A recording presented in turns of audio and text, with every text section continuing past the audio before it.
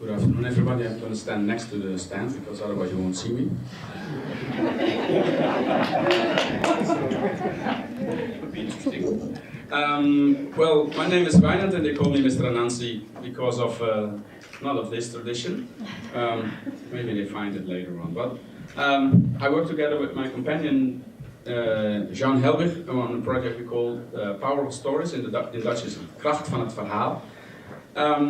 In that concept, we make a combination from documentary and storytelling. And we found each other because we have the same passion. That's the stories of Anansi.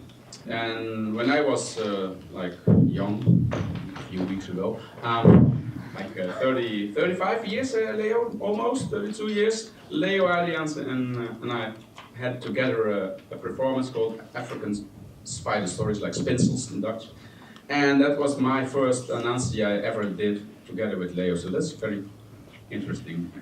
And but we started doing also. I did a lot of theater work, and then I started to do my own background information, history from the slave history and the stories the slaves took with them in their hats, because that was the only luggage.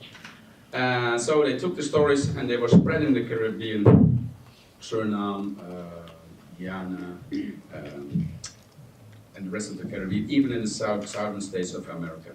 But the things I did with Anansi, I brought it into the theater world.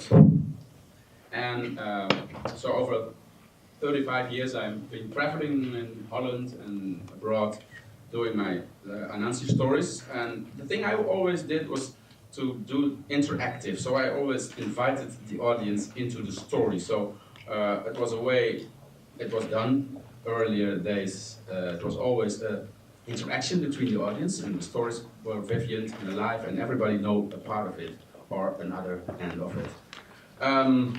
So when we started the Power of Stories, you can show me the next one. It wasn't not only that I brought it into the theaters. In 2014, we had a special festival in Middelburg, an open air festival, where we were did a special show. I called it. I have to try to translate it. It was called in Dutch Tante Jewel's Slavernij Show, Aunt Jewel Slavery Show. So it was.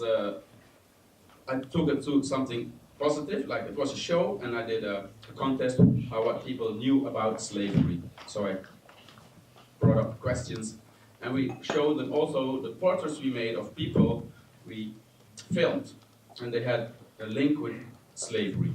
So you think will be a grandmother or somebody? No, I said that everyone in Holland has this link because they live in Holland, so they have a link with the history.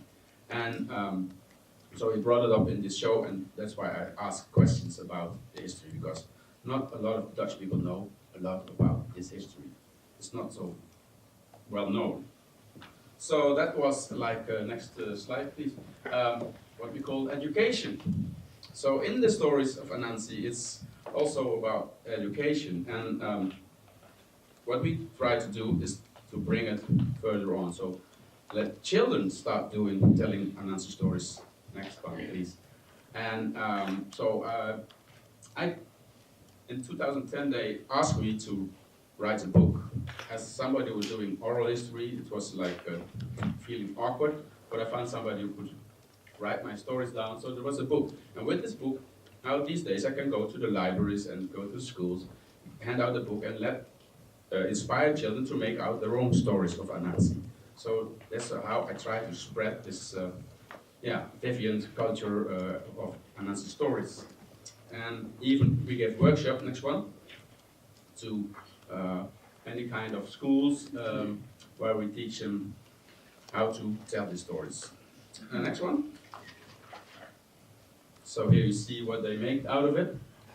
This is we made a portrait of one person, and a documentary portrait, a small one, and I made a new Anansi story, and these children played out this story. Okay, next one.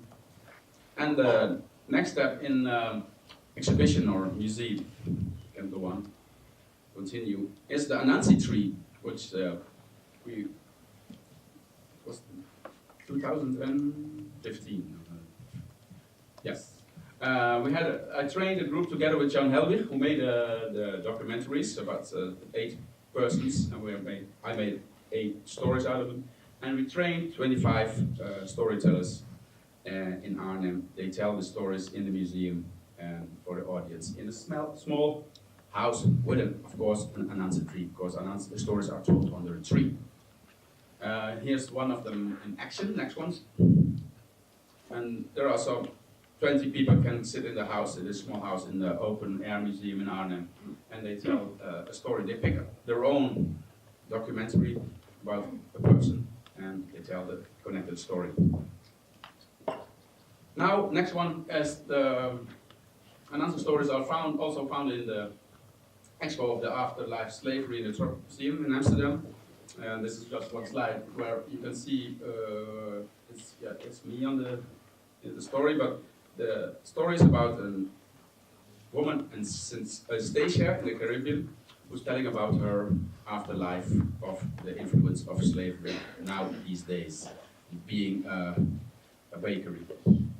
And the last one is a slide it's a very special one, because this year I was invited by the king to perform in the palace of on Amsterdam, Royal Palace, so Anansi became royal.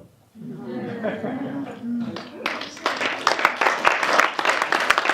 if you want to know who Anansi is a spider, and he's like a mythic animal creature who can be a human being as well as a spider, but I can tell you he's very clever and tricky.